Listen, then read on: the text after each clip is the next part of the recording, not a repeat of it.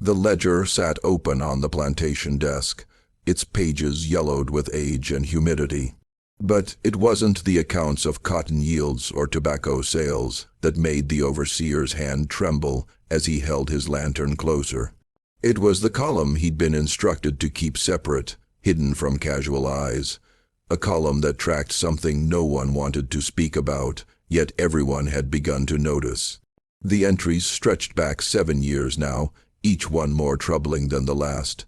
Blue eyes, blonde hair, fair skin that darkened only slightly as the children grew. All born to enslaved women across 3 parishes in Louisiana. All different mothers, all bearing children who looked nothing like their mothers, nothing like their recorded fathers, nothing like anyone else in the quarters. And the whispers had started. Whispers that traveled from plantation to plantation along the Mississippi River, carried by traders and runaways, by house servants who overheard their masters' worried conversations, by midwives who had delivered these strange babies and felt their blood run cold. Because someone was fathering these children, someone who moved unseen, someone who left no trace except the evidence written in the faces of infants who should not exist. Before we continue with the story of Louisiana's most disturbing secret, make sure you're subscribed to Circle of Fear 1 and hit that notification bell so you never miss stories like this. And I want to hear from you. Leave a comment telling me what state or city you're listening from. Now, let's uncover what really happened in those Louisiana parishes between 1837 and 1844. The mystery would consume 7 years, destroy families, end lives, and reveal a truth so calculated and cruel that even hardened plantation owners would struggle to comprehend it. But in 1837, when the first of these children was born, no one yet understood what they were witnessing. What began as a single anomaly would become a pattern so disturbing that it would shake the foundations of Louisiana's plantation society, expose the darkest corners of a system built on human bondage, and reveal how power could be wielded with absolute impunity when the law itself was designed to protect the perpetrator. Louisiana, in the late 1830s, was a place of contradictions and extremes. New Orleans thrived as one of America's wealthiest cities, its port bringing in sugar, cotton, and enslaved people by the thousands. The French and Spanish colonial influences still shaped the culture, the architecture, the very language spoken in the streets. Creole French mixed with English, Spanish, and African languages to create a linguistic tapestry unique to the region. The city's theaters hosted opera and ballet. Its restaurants served cuisine that rivaled Paris. Its ballrooms glittered with chandeliers imported from Europe. But beyond the city's gas lights and grand homes, beyond the carefully manicured gardens and the elegant facades, the plantation economy ruled with absolute authority. The parishes north of New Orleans, St. James, St. John the Baptist, and Ascension formed the heart of sugar country. These were not the sprawling cotton plantations of Mississippi or Alabama, where enslaved people worked in relative isolation across vast acreages. Sugar cultivation required different labor, different timing, different brutality. The sugar cane had to be harvested and processed within a narrow window before the first frost could damage the crop. This meant that from October through December, the grinding season, every plantation became a factory running 24 hours a day. Enslaved people worked in shifts that stretched 18, 20, sometimes 22 hours. They cut cane in the fields under the November sun, hauled it to the sugar houses, fed it into the grinding mills, boiled the juice in massive kettles, stirred the crystallizing sugar, packed it into hogsheads for shipping. The machinery was dangerous. The mills could catch clothing, hair, limbs, pulling workers into the grinding rollers before anyone could react. The kettles of boiling sugar juice could splash, causing burns that went down to the bone. The exhaustion led to accidents, to mistakes, to deaths that were recorded in ledgers as simple losses of property calculated against the profit margin of the harvest. The mortality rate among enslaved people on Louisiana sugar plantations was the highest in the American South. Owners knew this. They calculated it into their business models. It was cheaper to work people to death and buy replacements than to maintain a sustainable pace of labor. This was the world into which those strange children would be born. A world where human beings were reduced to units of production, where their bodies were not their own, where the law offered them no protection and no recourse. The parishes were densely populated compared to other plantation regions. Properties sat close together along the river. Their boundaries often separated by nothing more than a line of cypress trees or a narrow bayou. The river was the highway, the lifeline, the connection between plantations. Steamboats moved up and down constantly carrying goods, mail, passengers, news. Information traveled quickly here. A birth on one plantation would be known on 3 others by the next morning. A death, a sale, a punishment, all became common knowledge almost immediately. This interconnectedness made the mystery all the more disturbing because when the unusual births began, they didn't happen in isolation. They formed a pattern, and patterns meant intention. The first plantation to record such a birth was Bellamel, a mid-sized sugar operation owned by the Dutchamp family. They'd held the land for 3 generations since the Spanish colonial period. The main house was built in the Creole style, raised on brick pillars to protect against flooding with wide galleries wrapping around both floors. Moss-draped oak trees lined the drive from the river road. Behind the main house, the sugar works sprawled the mill building, the boiling house, the curing sheds, the cooper, where barrels were made. Further back, beyond a screen of trees, sat the quarters, 2 rows of cabins facing each other across a dirt path. Each cabin housed multiple families, sometimes as many as 10 or 12 people in a single room. There was no privacy, no space, no comfort, just survival. The Dutchamp family consisted of M. Philippe Dutchamp, his wife Celeste, and their 3 children. Philippe was 48 years old in 1837. A thin, nervous man who had inherited the plantation from his father and managed it with constant anxiety. He worried about crop yields, about sugar prices, about competition from Cuban imports, about the loans he'd taken to expand his operations. He worried about slave rebellions, about abolitionists, about the changing political climate that threatened the entire system his wealth depended on. His overseer, Vincent Habert, was 32 years old and had worked at Belmont for 6 years. Habert was unusual among overseers. He could read and write fluently in both French and English. He kept meticulous records. He had a reputation for being firm, but not unnecessarily cruel, for maximizing productivity through organization rather than through terror.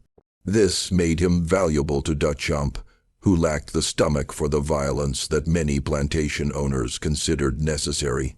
Habert lived in a small house between the main residence and the quarters, positioned so he could monitor both. He rose before dawn every day, made his rounds, assigned work details, tracked progress, recorded everything in his ledgers. He knew every enslaved person on the plantation by name, knew their skills, their weaknesses, their family connections. This knowledge was power, and Habert wielded it carefully. It was Bert who first noticed the anomaly in March of 1837, and it was Hirt who would spend the next 7 years trying to understand what it meant. The child was born just before dawn on March 14th, 1837, delivered by an elderly enslaved midwife named Josephine, who had brought more than 200 babies into the world over her 60-some years. Josephine had been born in Sandang before the Revolution, before it became Haiti. She'd been brought to Louisiana as a young woman and had survived everything. The transition from French to American rule, multiple changes of ownership, the deaths of her own children, the endless grinding labor of the sugar harvest. She'd seen every complication, every variation, every tragedy that childbirth could bring. Breech births, stillbirths, mothers who bled out on the cabin floor, babies born too early to survive, twins tangled together, infections that turned to fever and death. She'd learned to keep her face neutral, to show no emotion, to simply do the work and move on to the next crisis. But when she cleaned the newborn girl and saw her features in the lamplight, she felt something she rarely experienced. Genuine fear. The mother was a woman named Marie, dark-skinned, strong, 23 years old. She'd been born on Bellamont, had known no other life.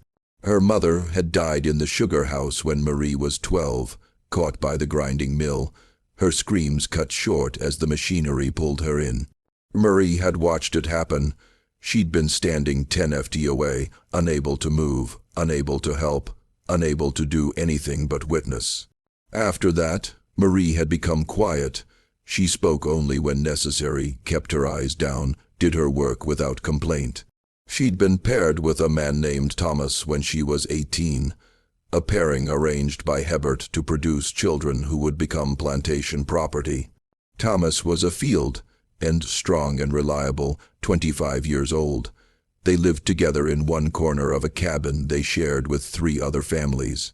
Marie had given birth to one child already, a boy named Jack, who was now 4 years old.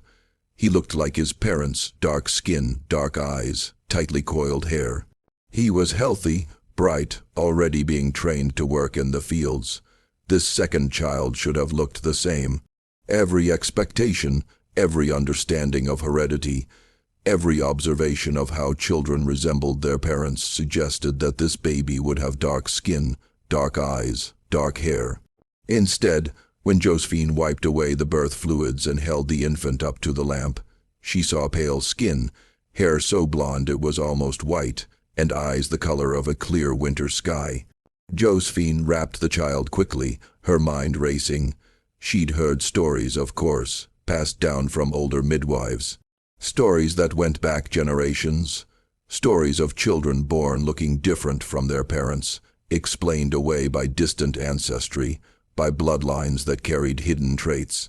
The old women spoke of how African peoples had mixed with Arab traders, with Portuguese sailors, with the various peoples who had moved across the continent over centuries. Sometimes those distant mixtures would resurface, they said, producing a child with lighter skin or different features. But this was different. This wasn't a slightly lighter complexion or looser curl pattern. This child looked as though she'd been born to a Swedish immigrant. Not to Marie. The features were completely European. The narrow nose, the thin lips, the bone structure of the face. When Marie saw her daughter, she didn't speak. She simply stared, her exhaustion replaced by something else. Recognition, perhaps, or resignation. Her hands shook as she took the baby, and Josephine saw tears begin to slide down her face. "Does she look like anyone you know?" Josephine asked quietly, a question that carried more weight than its simple words suggested. Marie's silence was answer enough. She held her daughter close, rocking slightly, and Josephine saw in her face a grief so profound it seemed to fill the small cabin. Thomas arrived an hour later, coming from the fields where he'd been working the night shift during grinding season. He stopped in the doorway when he saw the child, his face going blank with shock. "That's not mine," he said flatly. "She is yours," Marie whispered. "She is. Look at her and tell me that's my child. Thomas, please, who was it?" His voice was rising now. "Dangerous, who did you?" "No one," Marie said, her voice breaking. "I swear to you."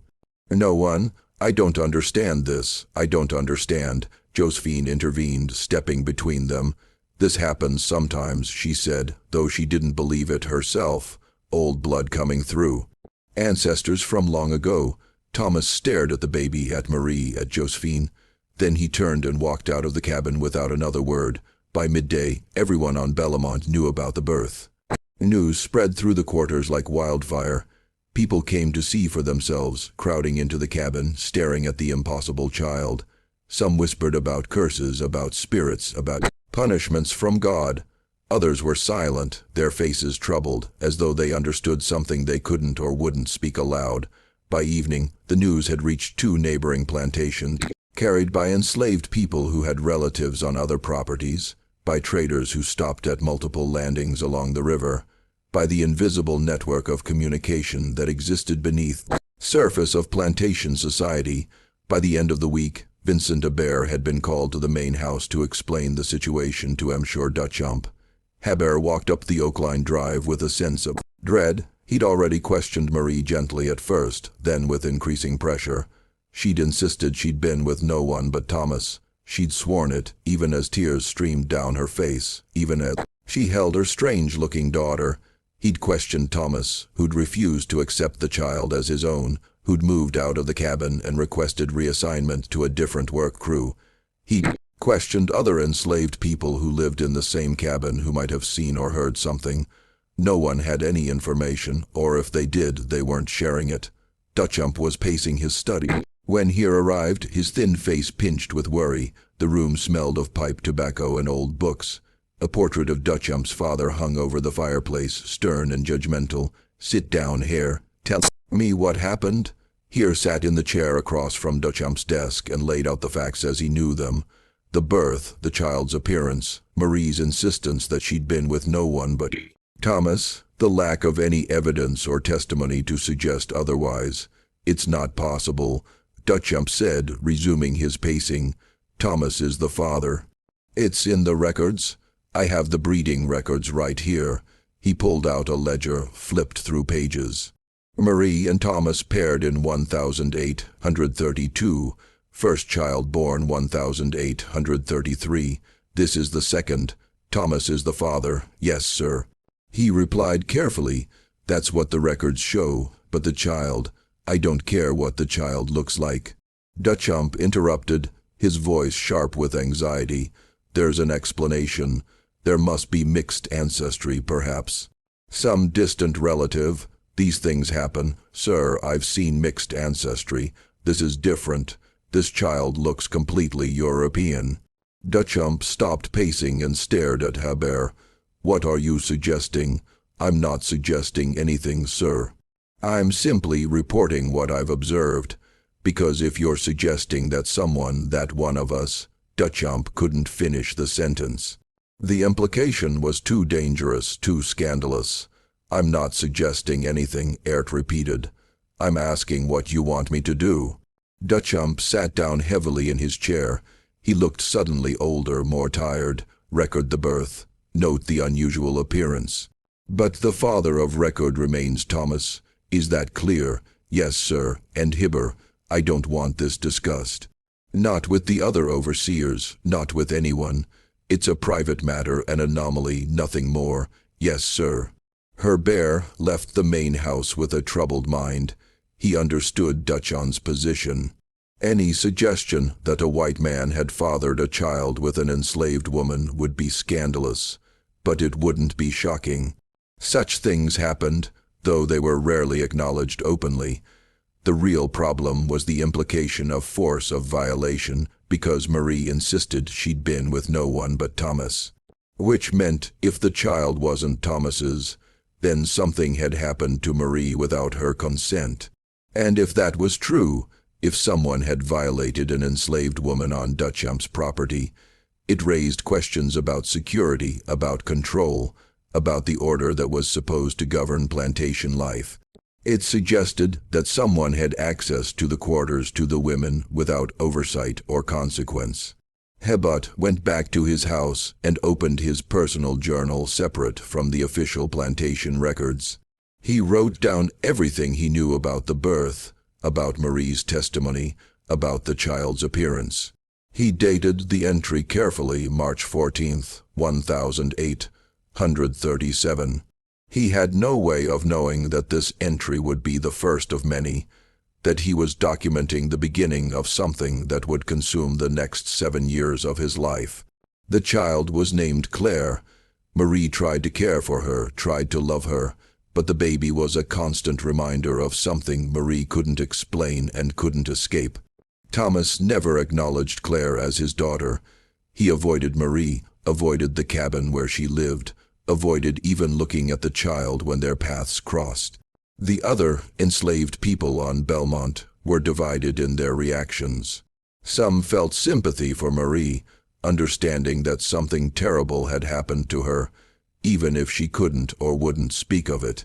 Others were suspicious, believing she must have been with someone, must have done something to bring this situation on herself. A few were frightened, sensing that Claire's existence meant something dangerous, something that threatened them all. Claire grew. She was a healthy baby, meeting all the normal milestones, but her appearance became more striking as she aged. Her hair grew in thick and blonde, her eyes remained that startling blue, her skin stayed pale, burning easily in the Louisiana sun.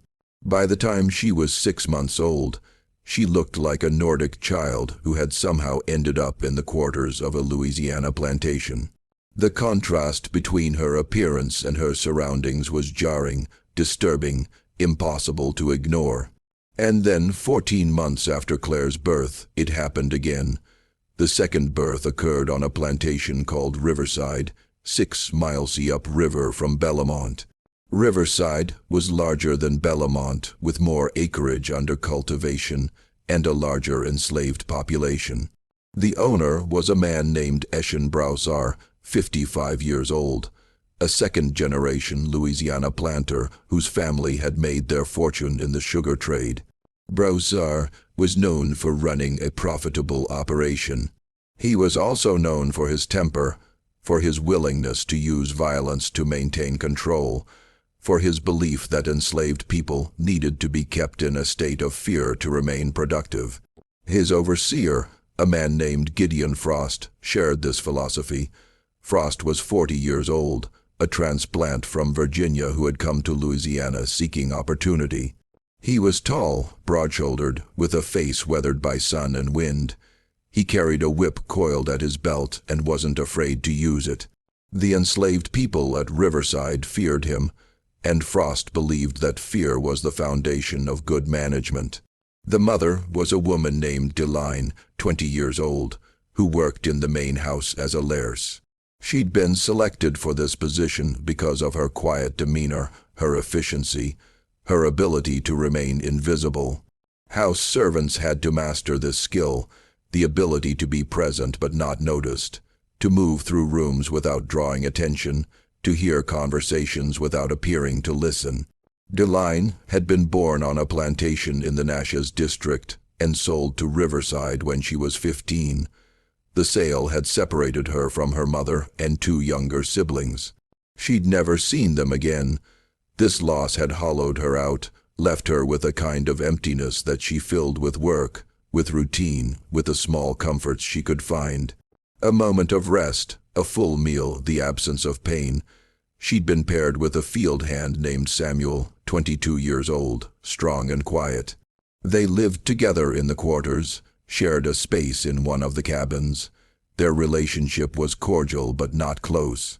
They were 2 people thrown together by someone else's decision, making the best of circumstances neither had chosen.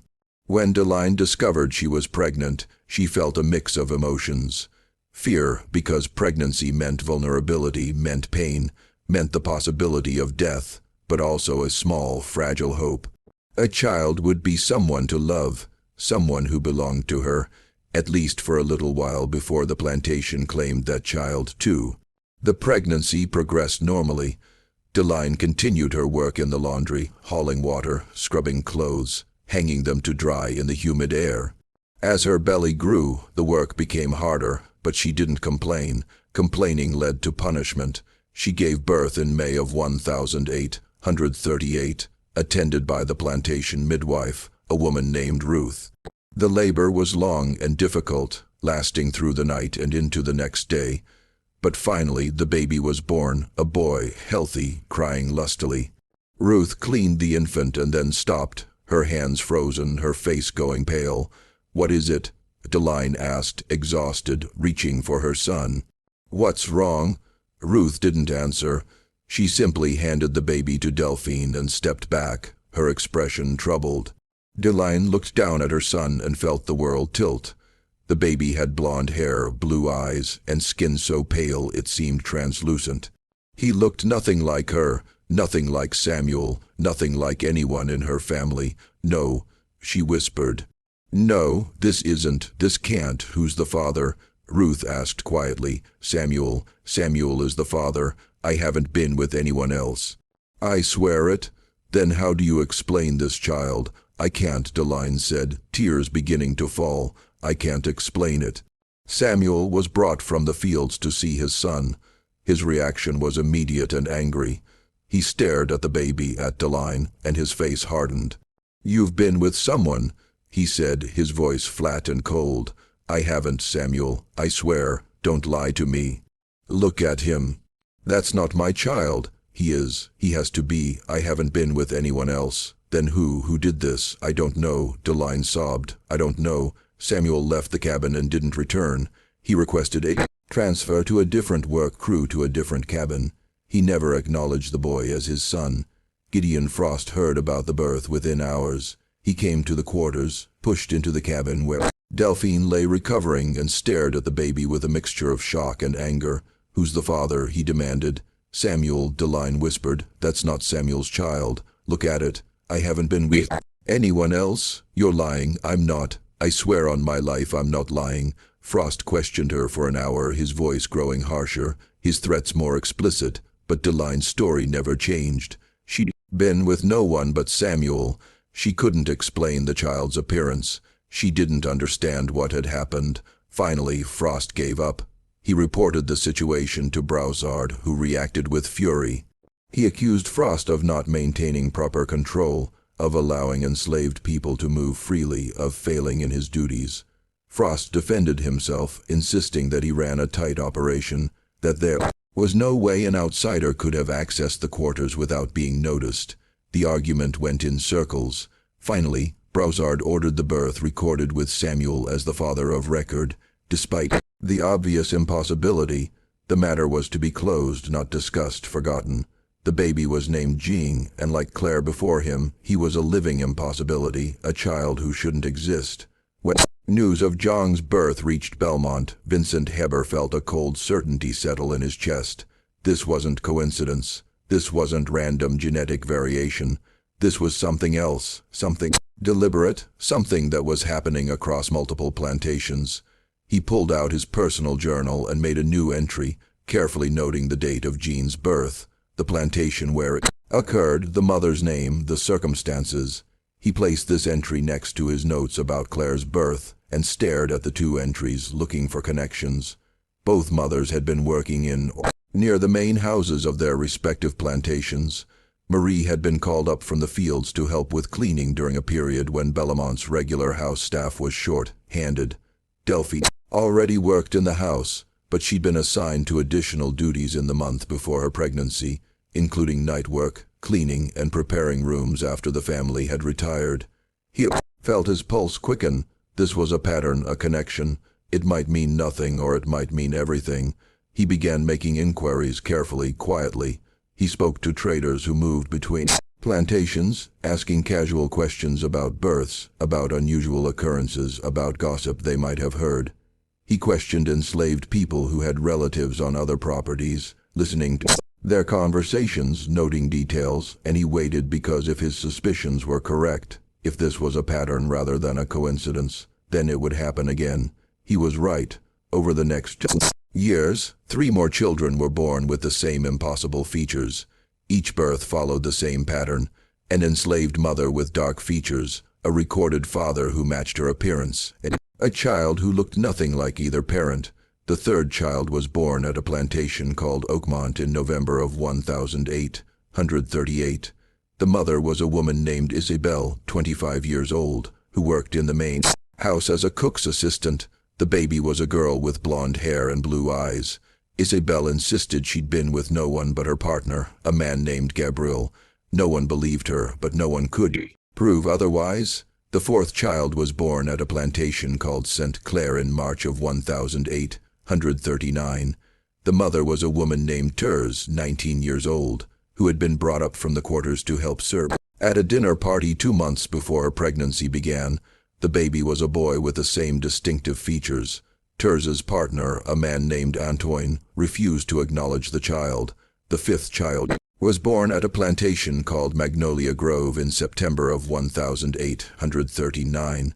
The mother was a woman named Pauline, 22 years old, who worked in the laundry. She'd been called to the main house to help with cleaning during a period when the regular staff was occupied with other duties. Her baby was a girl, blonde and blue-eyed. Her partner, a man named Louis, left her after the birth. Vincent Hebert documented each birth in his private journal. He noted the dates, the plantations, the mothers' names, their work assignments. He created a map marking each location where a birth had occurred. Plantations were spread across 3 parishes, but all were within a 15-mile radius along the Mississippi River. He also noted something else, something that had taken him months to piece together. A name that appeared in the background of each situation, never prominently, never obviously, but always there. Dr. Marcus Levine. Levine was a physician, 42 years old, unmarried, respected throughout the parishes. He'd been born in Louisiana to a French father and a Creole mother. He'd been sent to Paris to study medicine at the age of 18, had spent 8 years there, and had returned to Louisiana in 1825 to establish his practice. He was known for his skill, particularly in treating fevers and infections that were common in the humid Louisiana climate. He was also known for his discretion, his willingness to treat delicate matters without gossip, his ability to keep secrets. This made him popular among the planter families who valued privacy above almost everything else. Levine served several plantations as their primary doctor, traveling between them as needed. He treated the planter families for their various ailments, and he also treated enslaved people when their value as property justified the expense. A skilled worker with a broken bone, a pregnant woman whose child represented future property, a house servant whose training made them valuable. These were worth the cost of medical care. Levine was also known for his distinctive appearance. He was tall and thin with pale blonde hair that he wore longer than was fashionable and striking blue eyes that seemed to see through people. He dressed well but not ostentatiously in dark suits that emphasized his pale coloring. He moved with a kind of deliberate grace, speaking softly, never raising his voice, always maintaining perfect control. Heba had met Levine several times over the years. The doctor had been called to Belmont to treat Madame Duchamp for a fever, to set a broken arm for a field, and who'd been injured during harvest, to attend to various minor ailments. He had found him professional, competent, and oddly cold. There was something about Levine that made him uncomfortable. He couldn't quite identify what it was. Now reviewing his notes, Hirt saw the pattern. Levine had been present at or near each plantation during the crucial time periods before the pregnancies began. He'd attended a social gathering at Belmont in December of 1836, 3 months before Marie conceived. He'd been called to Riverside to treat Madame Broussard for a respiratory infection in February of 1838. 3 months before Deline conceived. He'd delivered a baby for the owner's wife at Oakmont in August of 1838, 3 months before Isabel conceived. He'd examined an injured worker at St. Clair in December of 1838, 3 months before TZ conceived. He'd attended a dinner party at Magnolia Grove in June of 1839, 3 months before Pauline conceived. Always there, always in the background, always with access. His hands shook as he made these connections. He reviewed his notes again and again, checking dates, cross-referencing visits, looking for any mistake in his reasoning. But the pattern held. It was too precise to be coincidence, but having a suspicion and proving it were entirely different matters. Hirt had no direct evidence, no witnesses, no confession. He had only a pattern, a series of coincidences that seemed too precise to be accidental. He needed to speak to the women. If Levine was responsible, then the women would know.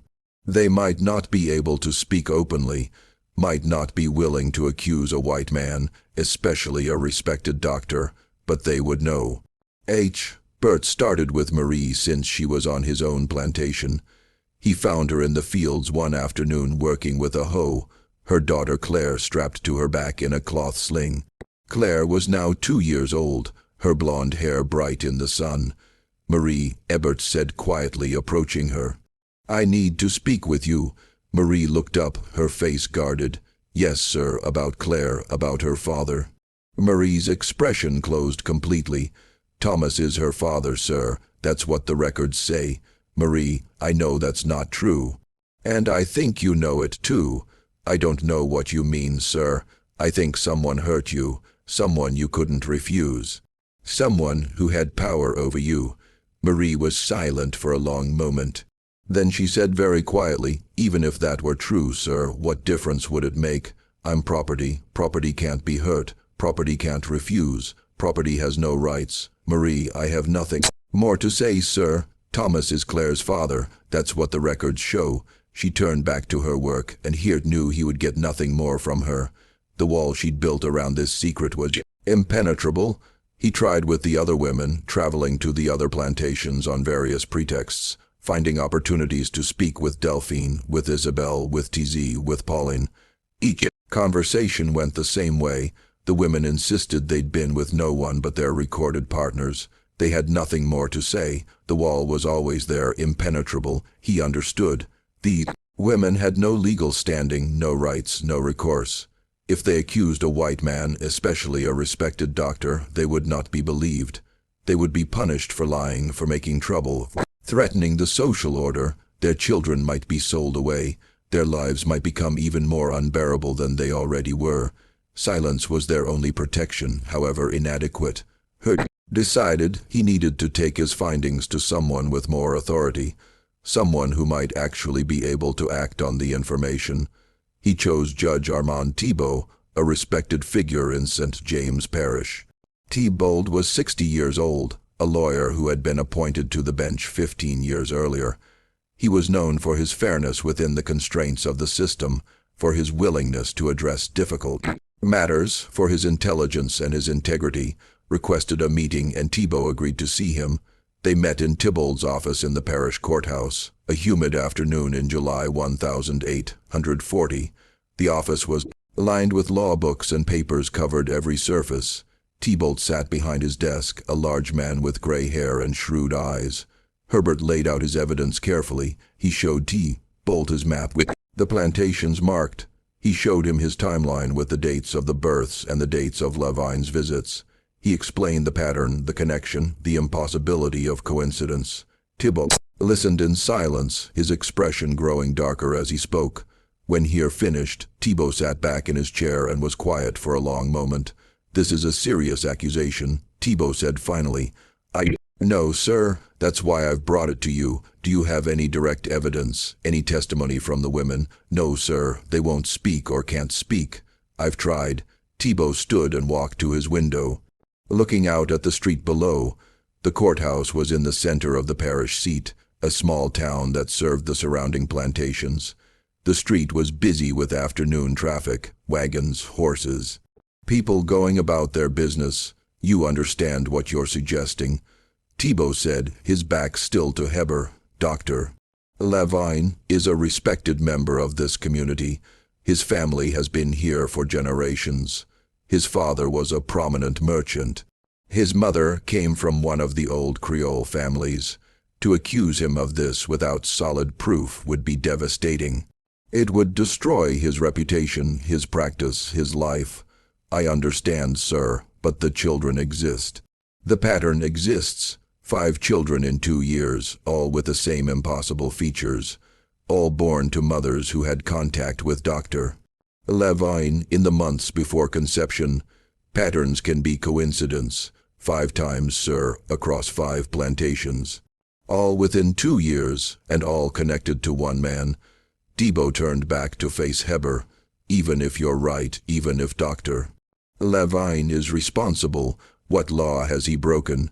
You said yourself that the women won't testify. Without their testimony, there's no case." And even with their testimony, he trailed off, and Geert understood what he wasn't saying. Even with testimony, enslaved women had no legal standing. Their word would not be taken over that of a white man, especially a respected doctor. The law didn't recognize what had been done to them as a crime. So there's nothing to be done. He but asked, hearing the bitterness in his own voice. I didn't say that, T-Bolt replied. I'll make inquiries discreetly. I'll speak to some of the plantation owners, ask questions, see what I can learn. But I want you to stop your investigation. If word of this spreads, if accusations start flying without proof, it will cause panic and damage that we may not be able to contain. Do you understand? Yes, sir. Go back to Bellomo. Say nothing to anyone. Let me handle this. Ebert left the courthouse with a mixture of relief and frustration. He'd done what he could. The matter was now in official hands, but he couldn't shake the feeling that nothing would come of it, that the truth would be buried under the weight of reputation and social standing. He was right. Judge Thibault did make inquiries, but they were so discreet as to be nearly invisible. He spoke to 3 of the plantation owners privately in carefully arranged meetings that left no public record. He asked vague questions about Dr. Levine's visits, about unusual occurrences, about the births of the distinctive-looking children. The responses were uniformly defensive. The plantation owners saw the questions as threats to their property values, their reputations, their social standing. They insisted there was nothing unusual, nothing that required investigation. The children were anomalies, genetic quirks, nothing more. Aiton Broussard, the owner of Riverside, was particularly hostile. He met with T-Ball in his study, a room dominated by a massive desk and portraits of his ancestors. Are you suggesting that I don't know what happens on my own property? Broussard demanded, his face flushed with anger. That I can't control my own people. This is insulting, Armand, deeply insulting. I'm not suggesting anything of the kind, Thibault replied calmly. I'm simply following up on some concerns that have been brought to my attention. Concerns. What concerns? That some babies were born with light kin. That happens sometimes. Mixed ancestry, distant bloodlines. It's not unusual. 5 babies in 2 years, Eshen, all on different plantations, all with the same distinctive features. So that's coincidence, nothing more, and all the mothers had contact with Dr. Levine in the months before conception. Broussard's face went from flushed to pale. What are you implying? I'm not implying anything. I'm stating a fact. Dr. Levine is a respected physician. He's treated my family for years. He's above reproach. I'm sure he is. But the pattern? There is no pattern, Broussard interrupted. There are coincidences, and I won't have you spreading rumors that could damage a good man's reputation or mine. Do you understand? Thibault understood. He understood that Broussard was more concerned about scandal than about truth, more worried about property values than about justice. He understood that pushing further would make enemies of powerful men, would damage his own position, would accomplish nothing. The other plantation owners gave similar responses. They were defensive, hostile, unwilling to consider that something wrong might have happened on their properties. To admit that would be to admit failure of control, failure of oversight, failure of the system itself. Within 2 weeks, Thibault sent word to Eber that the investigation was closed. There was insufficient evidence to proceed. The matter was to be dropped. Eber received the news with bitter resignation. He'd expected it, but the confirmation still stung. He filed his notes away, locked them in his desk, and tried to return to his normal duties. But the births didn't stop. In November 1840, another child was born at a plantation called Sweetwater, 8 miles south of Bell. The plantation was smaller than most, specializing in indigo rather than sugar. The owner was a widow named Madame Bear, no relation to Vincent, who ran the operation with the help of her son. The mother was a woman named Cecile, 24 years old, who worked in the sugar house during grinding season and in the fields the rest of the year. The baby was a boy with blonde hair and blue eyes. Cecile's partner, a man named Joseph, refused to acknowledge the child. Dr. Levine had been called to Sweetwater 3 months earlier to treat Madame Heb's son for a fever. He'd stayed for 2 days, sleeping in a guest room, taking his meals with the family. In March 1841, another birth at Riverside. The mother was a different woman this time, a field hand named Let, 21 years old. The baby was a girl with the same distinctive features. Lysette's partner, a man named Michel, left her after the birth. Dr. Levine had attended a social gathering at Riverside in December of 1840. In August 1841, another birth at Oakmont. The mother was a woman named Margaret, 23 years old, who worked in the main house. The baby was a boy. Margaret's partner, a man named Henry, refused to speak to her after the birth. Dr. Levine had been called to Oakmont to treat an injured field hand in May of 1841. In January 1842, another birth at a new plantation, Cypress Point, 10 miles north of Belle. The mother was a woman named Adele, 20 years old. The baby was a girl. Adele's partner, a man named Francois, requested a transfer to a different plantation. Dr. Levine had attended a dinner party at Cypress Point in October of 1841. The pattern continued, relentless and undeniable. Vincent Hebert documented each birth in his private journal. Even though he'd been told to stop his investigation, he couldn't let it go. The pattern was too clear, too deliberate. 9 children now, all with the same impossible features, all connected to Dr. Levine. And with each new birth, the whispers grew louder. The enslaved community knew something was wrong.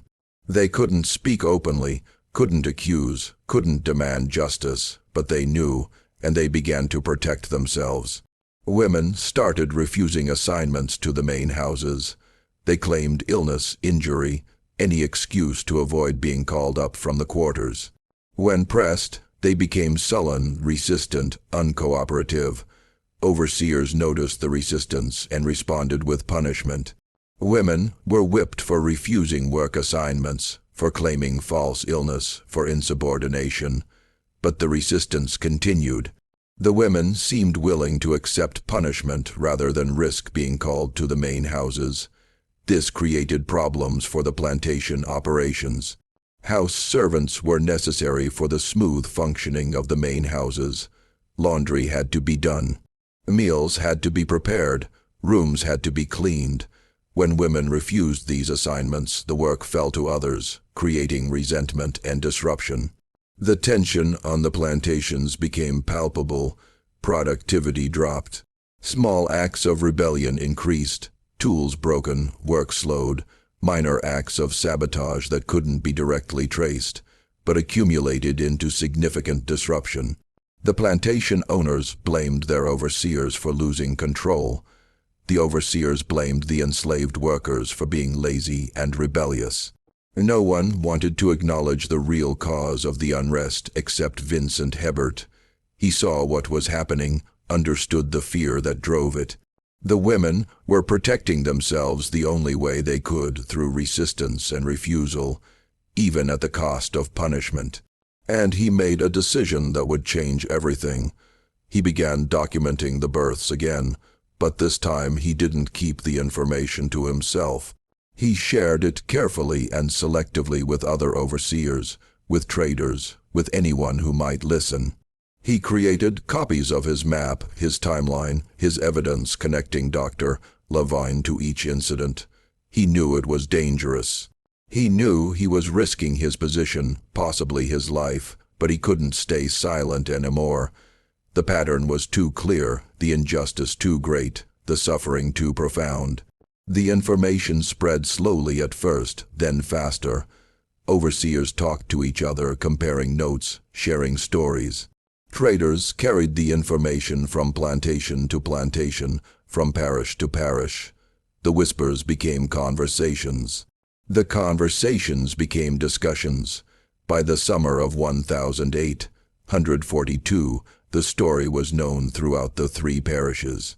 It was discussed in hushed conversations in plantation offices, in letters between plantation owners, in the careful language of people who understood they were approaching something explosive. The plantation owners tried to suppress the story, but it was too late. Too many people knew. The scandal was becoming public knowledge. And finally, inevitably, the story reached Dr.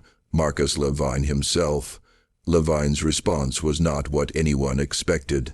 He didn't deny the accusations. He didn't flee. He didn't show any sign of shame or fear. Instead, he called a meeting in September 1842. He sent formal invitations to the owners of all the affected plantations, asking them to gather at his home on a Thursday evening. He also invited Judge Thibault, several other prominent citizens, and surprisingly Vincent Hebb. The invitations were polite but firm. Levine wrote that he understood there had been questions about certain matters, and he wished to address these questions directly and comprehensively. He requested the courtesy of a hearing before any further action was taken. The plantation owners were caught off guard. The invitation itself was unusual, almost unprecedented, but they agreed to attend, curious about what Levine might say, how he might defend himself. Hebert received his invitation with a sense of dread. He didn't know what Levine was planning, but he knew it wouldn't be good. The meeting took place on a Thursday evening, September 15th, 1842. The air was thick with humidity and the threat of rain. 15 men gathered at Levine's home, a modest but well-appointed house on the outskirts of the parish seat. The house was built in the American style, rather than Creole, with a symmetrical facade and a central hallway. Levine greeted each guest personally as they arrived, shaking hands, making small talk, playing the role of gracious host. He was dressed impeccably in a dark suit, his blonde hair neatly combed, his blue eyes clear and steady. He showed no sign of nervousness or concern. When all the guests had arrived, Levine led them to his parlor, a room furnished with comfortable chairs arranged in a semicircle. A sideboard held decanters of whiskey and brandy, glasses, cigars. Levine invited the men to help themselves, to make themselves comfortable. The atmosphere was surreal. It felt like a social gathering, not a confrontation. The men sat in uncomfortable silence, waiting to hear what the doctor had to say. Levine stood before them, calm and composed. He held a glass of brandy in one hand, and he took a small sip before beginning to speak. "Gentlemen," he said, his voice quiet but clear, "I understand there have been questions about certain births that have occurred over the past several years. Questions about the appearance of these children, about their parentage, about my possible involvement." The room was absolutely silent. Every eye was fixed on Levine. "I want to address these questions directly and honestly," Levine continued. "I believe that clarity is preferable to rumor, that truth is preferable to speculation. So let me be clear. Yes, I am the father of these children, all of them." The silence shattered into chaos. Men shouted, stood, demanded explanations. Judge Thibault called for order, his voice barely audible over the uproar. Broussard was on his feet, his face purple with rage. Dutcham looked as though he might faint. Levine waited, patient, sipping his brandy until the room quieted again. It took several minutes. "I understand your shock," Levine said when he could be heard again. "But before you judge me, I ask that you hear my explanation. What I have done with purpose and with what I believe to be sound reasoning." "Sound reasoning," Broussard shouted. "You've violated—" "I have conducted an experiment," Levine interrupted, his voice sharp enough to cut through the noise. "A scientific experiment that I believe has profound implications for our understanding of human heredity and racial characteristics." The room fell silent again, but this time the silence was different. Confused, horrified, Levine walked to a desk in the corner of the room and retrieved a leather-bound journal. He held it up so everyone could see. "For the past 7 years," he said, "I have been studying the question of racial inheritance. Specifically, I wanted to understand whether the physical characteristics we associate with race are immutable or whether they can be altered through selective breeding."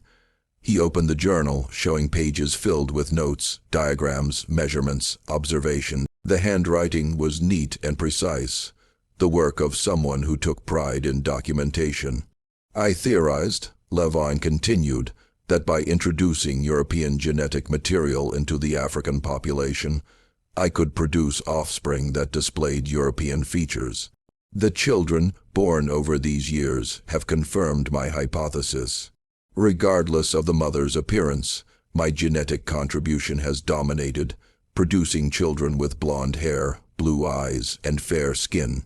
Vincent Heber felt physically ill. Around him, other men showed similar reactions.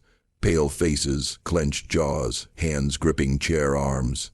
The casual way Levine spoke about human beings, about women, about children, was more disturbing than any rage or justification would have been. "You're talking about human beings," Thibault said, his voice shaking. "Not livestock, not experimental subjects." "Human beings? Am I?" Levine asked, turning to face the judge. His expression was genuinely curious, as though this were an interesting philosophical question. "The law of this state says otherwise, Judge Thibault. The law says these women are property. The law says their children are property. I have violated no statute, broken no law. I have simply used available resources to pursue scientific knowledge." "You've committed rape," Herbert said, the word hanging in the air like poison multiple times against women who had no ability to refuse you, no ability to protect themselves. Levine turned to him, his expression unchanged. "Rape is a crime committed against persons, Mr. Hebert. These women are not legally persons. They are property.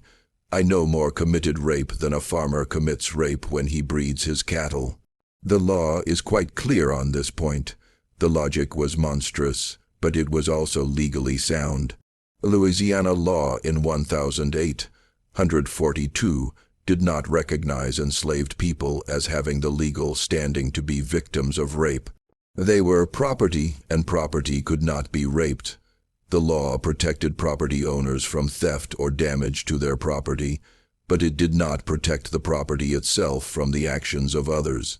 Several of the plantation owners looked uncomfortable, but none spoke up to challenge Levine's reasoning, because to do so would be to challenge the entire legal and social structure that supported their way of life. If enslaved people were persons with rights, then the entire system of slavery became untenable. "Why?" Duchamp asked finally, his voice barely above a whisper. "Why do this? What did you hope to gain?" "Knowledge," Levine replied simply, understanding. "I wanted to prove that racial characteristics are not fixed, that they can be manipulated through selective breeding. This has implications for everything, for slavery, for colonization, for the future of human civilization." He walked back to the center of the room, his journal still in his hand. "Consider the possibilities," he said, his voice taking on an almost evangelical quality. "If we can alter racial traits through selective breeding, we can reshape entire populations. We can create workers ideally suited to specific climates and tasks. We can eliminate undesirable characteristics and enhance desirable ones. We can engineer the future of humanity itself." "You're insane," someone muttered. "I'm a scientist," Levine corrected, "and my experiment has been successful. The children exist. The evidence is undeniable. I have proven that European traits dominate African traits in mixed offspring. This is valuable knowledge, gentlemen. Knowledge that could be used to advance our understanding of human biology, of heredity, of the very nature of race itself." Judge Thibault stood, his face flushed with anger and something else, disgust perhaps, or horror at what he was hearing. "Dr. Levine," he said, his voice hard, "regardless of the legal technicalities, What you've done is morally reprehensible. You've caused immense suffering to women who had no ability to refuse you. You've destroyed families. You've disrupted multiple plantations. You've created a scandal that will damage this entire region. I've created knowledge, Levine replied calmly. What you do with that knowledge is your concern, not mine. I've documented everything in this journal and in others, my methods, my observations, my conclusions. This information will be valuable to future scientists, to future generations. You will leave this parish, Thibault said. You will cease your practice here, sell your property and go. If you refuse, I will find a way to bring charges. Legal technicalities be damned. I will make your life here impossible. Levine smiled slightly, and the smile was somehow more disturbing than anything else. He'd said, I've already made arrangements to leave, Judge T. Bolt. My work here is complete. I've gathered sufficient data. I'm relocating to Texas, where I plan to continue my research on a larger scale. The frontier offers opportunities that are not available in more settled regions. Get out, Broussard said, his voice shaking with rage. Get out of this parish. Get out of Louisiana. And if I ever see you again, I'll kill you myself. Levine set down his brandy glass and inclined his head slightly as though accepting a compliment. I'll be gone within the week, he said. Thank you for coming, gentlemen. I thought it important that you understand the truth of what has occurred. Rumors and speculation serve no one. The meeting dissolved into angry arguments, threats, and recriminations. But in the end, there was nothing anyone could do. Levine had broken no law. He could not be prosecuted, could not be punished through official channels. The system that should have protected the women he'd violated had instead protected him. Within 2 weeks, he was gone. His house was sold to a merchant from New Orleans. His practice was transferred to another doctor. His furniture, his books, his personal effects were packed and shipped. He vanished into the expanding American frontier, taking his journals, his data, and his monstrous certainty with him. The aftermath of Levine's revelation spread through the parishes like a fever. The plantation owners tried to suppress the story, but it was too late. Too many people knew. The scandal became common knowledge discussed in New Orleans parlors, in riverboat saloons, in the careful letters that passed between planter families across Louisiana and beyond. The children remained, of course, 13 of them by the time Levine left, ranging in age from newborn to 5 years old. They grew up in the quarters, marked by their appearance, living proof of what had been done to their mothers. The mothers struggled with their children in different ways. Some, like Marie, tried to love these children despite everything. Marie held Claire close, sang to her, protected her as best she could. But there was always a distance, a wall that Marie couldn't quite break through. Every time she looked at Claire, she saw the violation, the helplessness, the night that had changed everything. Others couldn't bear to look at their children.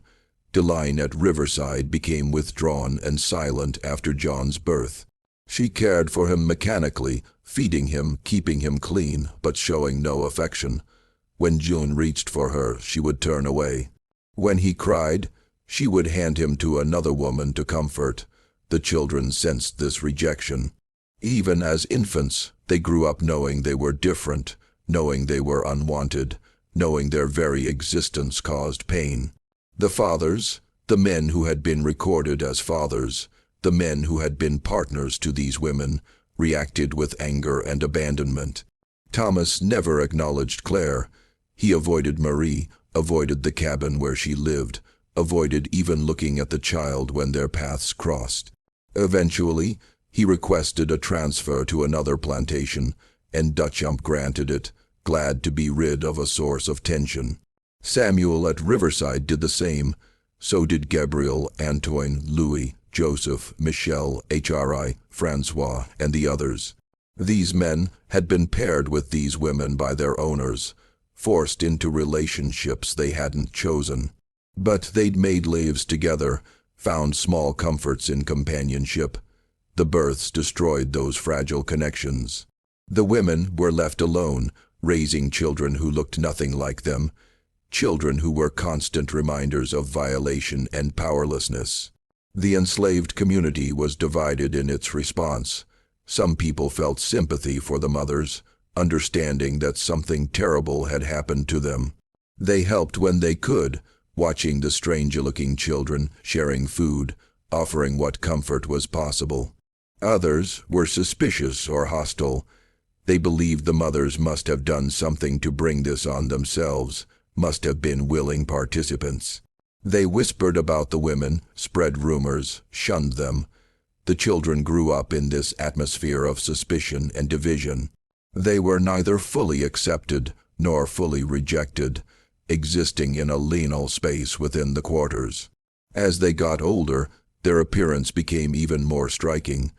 By the time Claire was 5 years old, she looked like a Swedish child who had somehow ended up on a Louisiana plantation. Her hair was long and blonde, her eyes that startling blue, her skin pale and prone to burning. She stood out among the other children like a candle in darkness. The same was true for all of Levine's children. They were beautiful in a conventional European sense, and this beauty made them valuable in a specific way. As they grew older, some were sold to traders who specialized in what were euphemistically called fancy girls. Enslaved women with light skin who were sold for sexual exploitation. The boys were sometimes kept as house servants, their appearance making them suitable for positions where they would be seen by visitors. This was another layer of horror. Levine's experiment had not only violated the mothers, but had also created children who would be exploited because of their appearance, because of the very features that marked them as different. Vincent Hare continued as overseer at Belmont for 3 more years after Levine's departure, but he found it increasingly difficult to continue in his position. Every day he saw Claire growing up, saw Marie's pain, saw the evidence of a crime that had no legal name and no possibility of justice. In 1845, he resigned his position and moved to New Orleans. He found work as a clerk in a shipping office, a job that paid less but allowed him to sleep at night. He took his journals with him, the careful documentation of everything that had happened. Years later, in 1867, after the Civil War had ended and slavery had been abolished, Hebb donated his journals to a historical society.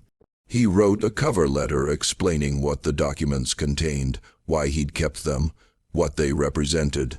These records, he wrote, document a crime that was not legally a crime, a violation that was not legally a violation, suffering that was not legally suffering. They show how a system designed to treat human beings as property created conditions where the most monstrous acts could be committed without consequence. I kept these records because I believed that someday someone would want to know the truth, that someday the truth would matter. The journals were filed away in an archive, rarely examined, a testament to a crime that was never officially acknowledged. Judge Thibault tried to pursue legal action against Levine, but every attorney he consulted gave him the same answer.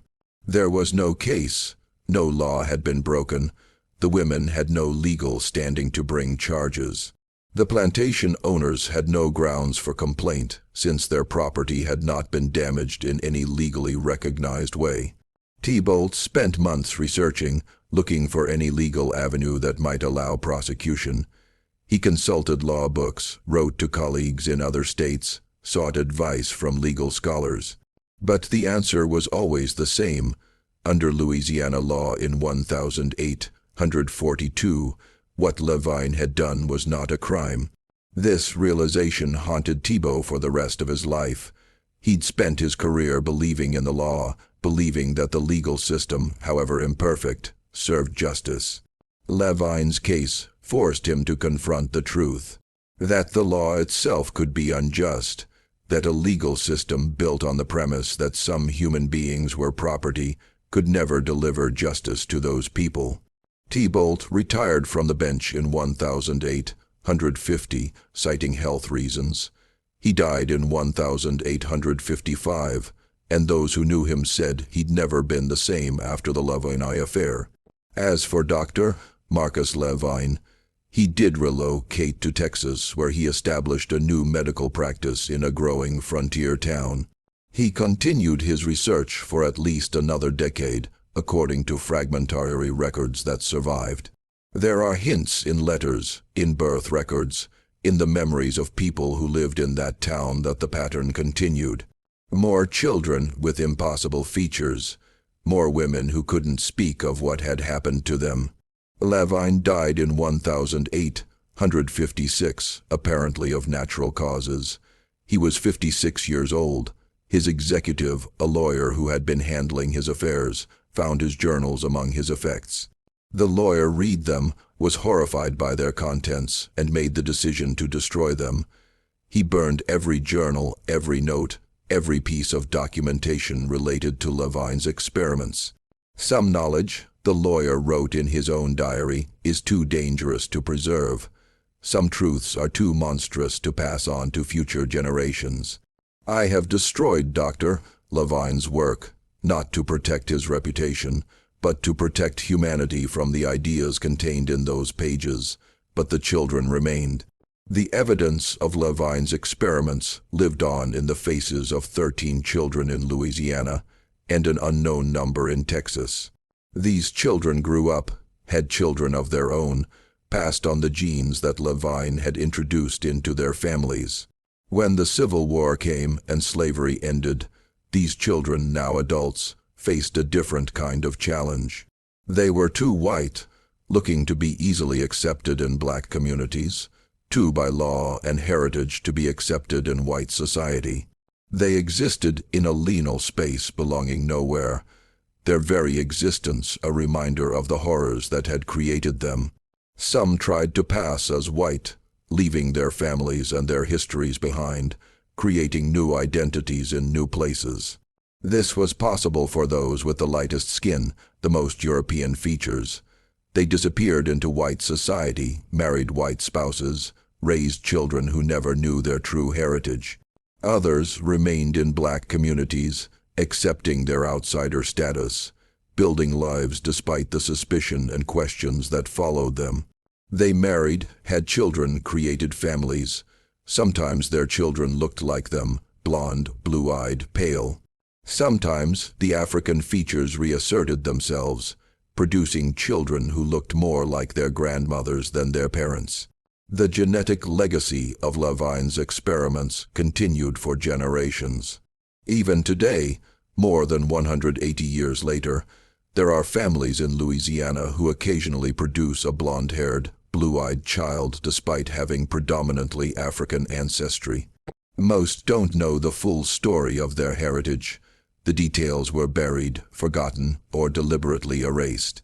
But the story remains documented in those old ledgers, in Haber's careful notes, in the birth records that show an impossible pattern, a reminder that the horrors of slavery were not just about physical brutality or economic exploitation. They were also about the complete dehumanization of human beings, the reduction of people to property, to experimental subjects, to things that could be used and violated without consequence. Louisiana kept discovering those babies, kept recording their births, kept noting the impossible pattern. 13 children in 7 years, all with blonde hair and blue eyes, all born to enslaved women with dark features, all fathered by one man who saw them not as human beings, but as data points in an experiment, the system that should have protected their mothers, that should have punished their father, that should have recognized the crime for what it was, failed completely. Because in 1842, Louisiana, enslaved women were not persons. They were property, and property could not be raped, could not be violated, could not demand justice. That was the real horror, not the births themselves, but the legal and social structure that made them possible and then protected the man responsible. The horror was in the system that allowed a respected doctor to conduct experiments on human beings without their consent, to violate women who had no legal recourse, to create children who would grow up marked by their origins, and to walk away without facing any consequences. The children were evidence, but evidence of what? Of a crime that had no name, no legal recognition, no possibility of prosecution. They were living proof that the system was working exactly as designed to protect the powerful and deny humanity to the powerless. Vincent Heber understood this.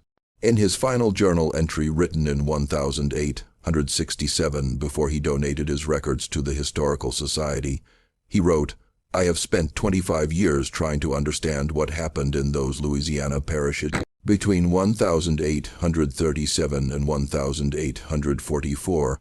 I have documented the births, traced the pattern, identified the perpetrator, presented the evidence to those with the power to act, and I have learned that sometimes the greatest crimes are those that are perfectly legal, that sometimes the most profound injustice is built into the very structure of the law itself. Dr. Levine committed no crime under Louisiana law. He violated no statute. He broke no rule. He simply used the system as it was designed to be used, treating human beings as property, as resources, as experimental subjects. The law protected him. Because the law was written to protect men like him, the real crime was not what Dr. Levine did to those women, though that was monstrous enough. The real crime was the system that made it possible. The law that denied those women any legal standing, any rights, any recourse. The real crime was slavery itself. I kept these records because I believed that someday the truth would matter, that someday people would want to know what happened, would want to understand how such things were possible. I kept these records as a warning, as a reminder, as evidence of what happens when we deny the humanity of other human beings. The children born from Dr. Levine's experiments are now adults. They carry the mark of their origins in their faces, in their features, in the genes they will pass to their own children. They are living reminders of a crime that had no name, a violation that had no legal recognition, suffering that was not legally suffering. I hope that future generations will read these records and understand. I hope they will see the truth of what happened and resolve never to allow such things again. I hope they will build a society where all human beings are recognized as persons, where all people have rights, where the law protects the vulnerable rather than the powerful. That is my hope. But I am not optimistic because I have seen how easily we deny the humanity of others, how quickly we justify the unjustifiable, how readily we accept systems that benefit us at the expense of others. These records are my testimony. This is what I witnessed. This is what happened. May God have mercy on us all. This story reveals one of the darkest aspects of American history, the complete legal vulnerability of enslaved people and the ways that power could be abused without consequence. The case of Dr. Marcus Lavinia and the 13 children born from his experiments shows how a system built on the premise that some human beings are property created conditions where the most monstrous acts could be committed without any legal repercussion. What are your thoughts on this case? Do you think there are other similar stories that have been buried or forgotten in American history? Leave your comment below and share your perspective. If you found this story as disturbing and important as I did, please hit that like button, share this video with someone who appreciates historical truth, and subscribe to Circle of Fear 1 for more deep dives into America's hidden past. Thank you for listening.